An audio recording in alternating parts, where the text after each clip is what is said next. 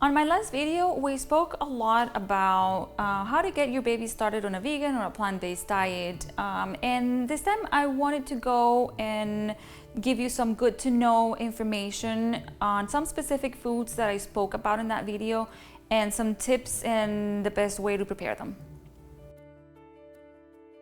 Let's start with chia seeds.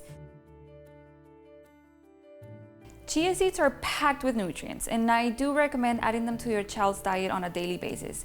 The thing about chia though is they have a really hard shell, and when you consume them, they go through your body really fast. So your gut bacteria doesn't really get enough time to eat through that hard shell. So I do recommend grinding them ahead of time and storing it in a glass container. So what I do is I take half a cup of cashew milk and I add 3 teaspoons of ground chia seeds. I let it sit on the fridge overnight, and when you're ready to feed it to your child, mash half a banana on it, mix it together, and I promise you she will love it. Next up is flaxseed. Flaxseed is a great addition to your child's diet. An easy way to add it would be to pour about half a tablespoon of ground flaxseed to your child's puree just before you feed it to him. Don't let it sit too long though, because flaxseed does gel and it might give the puree texture that your child might not like. Veggies are gonna be the pillar of your child's diet. I recommend steaming them instead of boiling, because boiling tends to strip them of their nutrients. I recommend doing these yourself instead of buying the ready-to-eat purees, because they tend to be overly sweet. Even if on the packaging it says no sugar added, the combinations of vegetables and fruits that they use is made to appeal to your child's sweet tooth, and it'll get them used to eating sweet food. So on that note as well, there's no need to use spices on your child's purees. Your child's taste buds are brand new and they're able to appreciate the actual flavor of the vegetable. If you're choosing to make your baby's purees yourself and you're using vegetables that don't have a strong flavor like yellow squash, I recommend mixing them with vegetables that do have a strong flavor like sweet potato or pumpkin. Nut milks. Nut milks are a great way to add healthy fats to your baby's diet. If you're taking on the task of making it yourself, I recommend adding a hint of sweetness by adding dates. Dates are packed with nutrients and is just about the healthiest way to sweeten anything. If you are purchasing the nut milks, I recommend looking at the ingredients list. Make sure that it's only water and whichever nut you decide to use. Anything other than that is added only for the benefit of the product, like shelf life, not for the benefit of your child. Next up is nut butters. This is another great way to add healthy fats to your child's diet.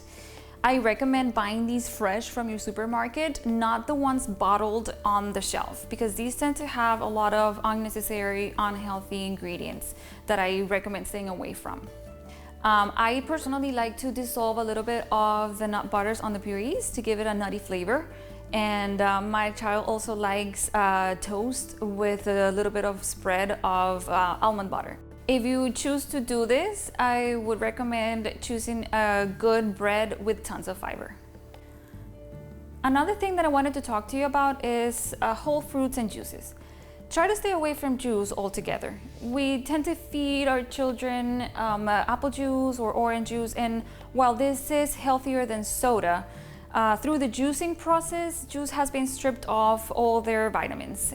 So it basically is water with flavor and sugar. Instead, try to get your child used to drinking water. Lots of water and whole fruits. Whole fruits carry an incredible amount of vitamins, minerals, and fiber, and it helps build a very strong immune system. Cereals.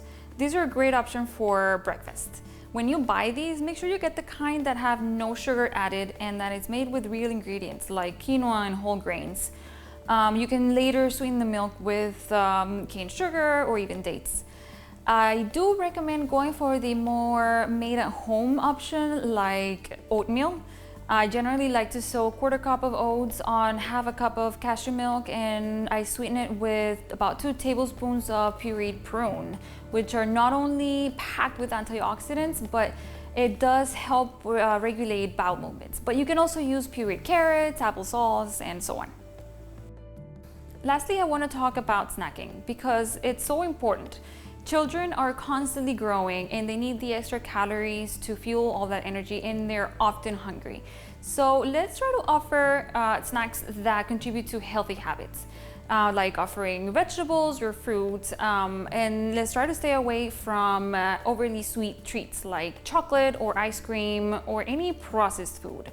I personally got my child early on used to snacking vegetables mid-morning, and in the afternoon I'll offer a piece of fruit or a crunchy cereal like puffed kamut, which, by the way, I have a very easy make-at-home recipe on my Instagram, so I invite you to check it out and follow me for more information and tips on nutrition. Yeah guys, this is it for today. If you have any questions or any comments, feel free to leave it on the comment section.